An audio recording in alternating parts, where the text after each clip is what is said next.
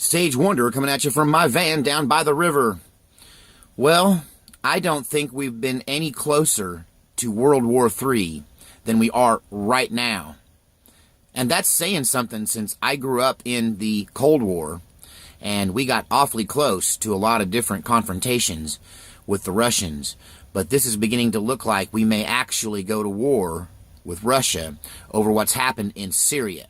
If you've missed the latest news, Donald Trump tweeted out, "Get ready, Russia, the missiles are coming."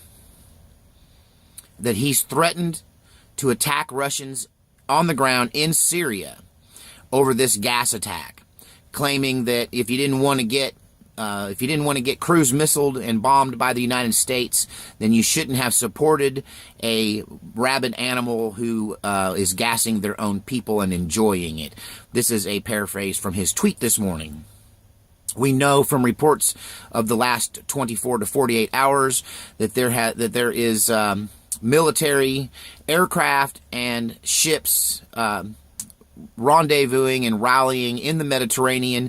There is a multinational task force consisting of European forces and United States forces off the coast of Syria, preparing a massive bombardment of Syria.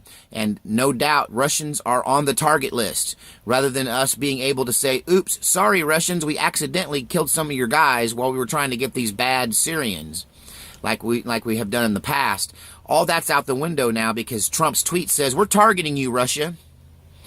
Now, I personally do not believe that Putin is going to stand by and take this. I would not be surprised at all to see him launch first against American forces in and around Syria.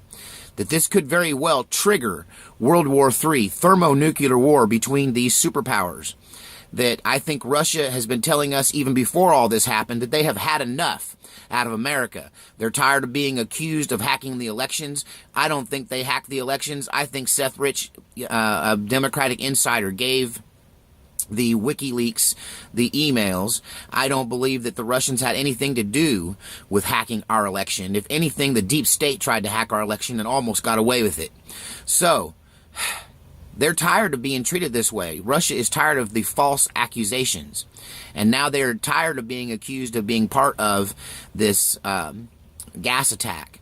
And Trump seems to be convinced that this gas attack is a real thing, not a false flag, that it was not done by Al-Qaeda or ISIS, but rather was done by Assad and the Syrian forces with the backing and support of the Russians.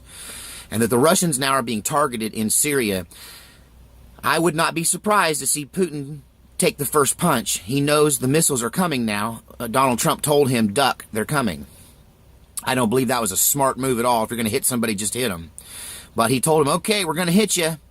So they might hit us first.